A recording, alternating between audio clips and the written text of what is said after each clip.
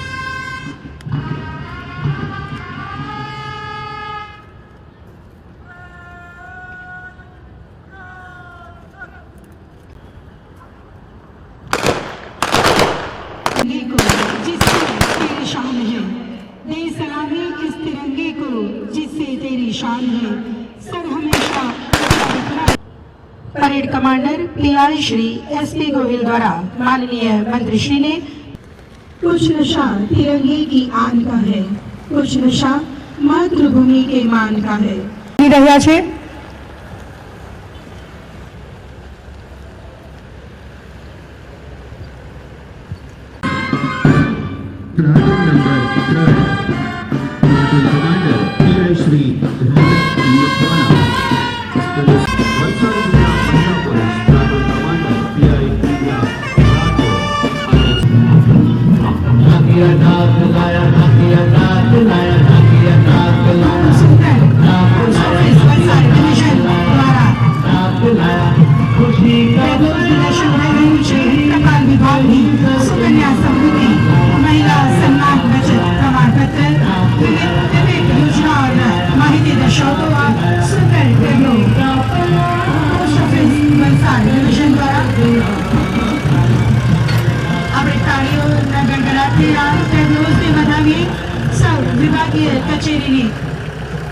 એટલે પ્રાકૃતિક ખેતી, ડ્રોન ટેકનોલોજીનો ઉપયોગ, નેનો યુરિયા, જીવામૃત વગેરેનો છંટકાવથી ખેડૂતનો સમય, નાણાંનો બચાવ, મજૂરીના પ્રશ્નોના હલ વગેરે થાય છે.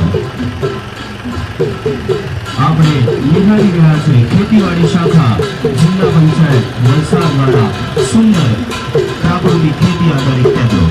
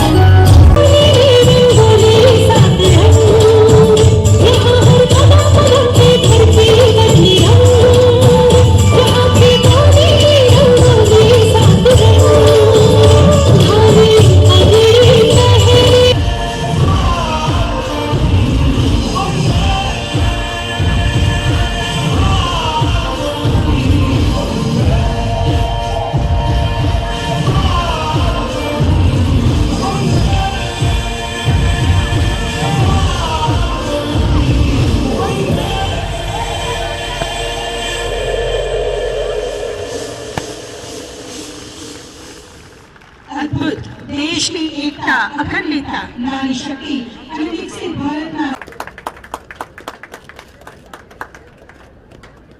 ખૂબ ખૂબ આભાર માટે એમની પસંદગી થઈ છે. આપણે સૌ જોરદાર તાળીઓના ગણગડાટ સાથે એમનું અભિવાદન કરીએ.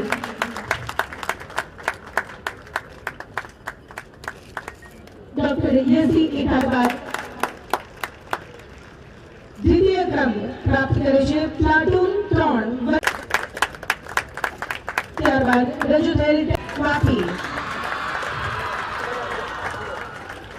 ત્યારબાદ શ્રી શંકરભાઈ ધરમસિંહભાઈ હેડ કોન્સ્ટેબલ કરે છે.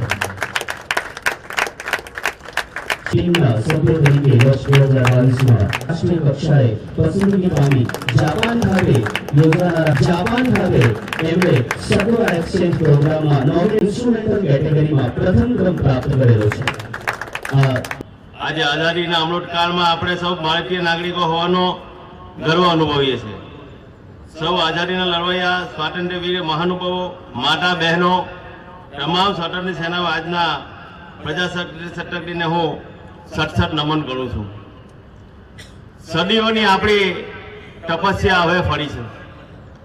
આજે સદીઓ બાદ ભારતની નવ ચેતનાઓ જાગી છે, જેને પરિણામે આજે અયોધ્યામાં રામલલ્લા બિરાજમાન થયા છે. કાશ્મીરમાં પણ આજે કલમ 70ની નાબૂદી બાદ 8/8માં પ્રજાસત્તાક દિનનો પર્વનો ઉલ્લાસ અને ઉમંગ જોવા મળી રહ્યો છે. એક ભારત શ્રેષ્ઠ ભારતના એક સંકલ્પ સાથે આપણે ભારતને અસામાન્ય સિદ્ધિઓ હાંસલ કરી છે. આપણા મોટું અને મક્કમ મુખ્યમંત્રી શ્રી ભૂપેન્દ્ર પટેલ સાહેબના નેતૃત્વની અંદર ટીમ ગુજરાતે આજે ગુજરાતના ખૂણે ખૂણે વિકાસ કરીને ઊંચાઈના શિખરો સર કર્યા છે. ગુજરાતે વિકસિત ભારત 2047ની પરિકલ્પનાને સાકાર કરવાની દિશામાં નક્કર પગલાં લીધા છે. સ્વચ્છ ભારત અભિયાન આપણા દેશના વડાપ્રધાન નરેન્દ્રભાઈ મોદી સાહેબે લાલ કિલ્લા પરથી જાહેરાત કરી હતી, ત્યારે આજે આ સ્વચ્છ ભારત અભિયાન એ દરેક ભારતના નાગરિકોએ આજે એક એનો યુદ્ધના ધોરણે કરી રહ્યા છે અને એક આજે જન આંદોલન બનાવી રહ્યા છે. આજે જોયું છે મેરી માટી મેરા દેશ, સમગ્ર દેશની અંદર સમગ્ર લોકોએ આ પર્વ ઉજવ્યું છે. દેશે દેશે ગામની માટી શહીદોને સલામી, અને જ્યારે આ માટી કર્તવ્ય પથ પર જાય છે ત્યારે ભારત દેશના ગામની માટીની શ્વાસ ત્યાં કર્તવ્યની ઉપર એ આજે આપણે જોઈ રહ્યા છે. વાયબ્રન્ટ ગુજરાત 2024ની સફળ આયોજન દ્વારા ગુજરાતને ઔદ્યોગિક ફલકની અંદર નવતર આયામો સર્જન કર્યા છે. મિત્રો, 2003માં જ્યારે નરેન્દ્રભાઈ મોદી સાહેબે વાયબ્રન્ટની શરૂઆત, એટલે કે આજથી 20 વર્ષ પહેલા એમણે શરૂઆત કરી હતી, ત્યારે ગાંધીનગરની અંદર ફક્ત 3000 સ્ક્વેર મીટરની અંદર આ વાયબ્રન્ટ સમિટ યોજાયું હતું. અને આ 10મું વાયબ્રન્ટ સમિટ 20 વર્ષ પછી આ ગુજરાતની અંદર 3 લાખ સ્ક્વેર મીટરની અંદર, અને એ પણ પહેલીવાર આ વાયબ્રન્ટ સમિટ સમગ્ર દેશની અંદર નેટ ઝીરોથી આ ઉજવાયું છે.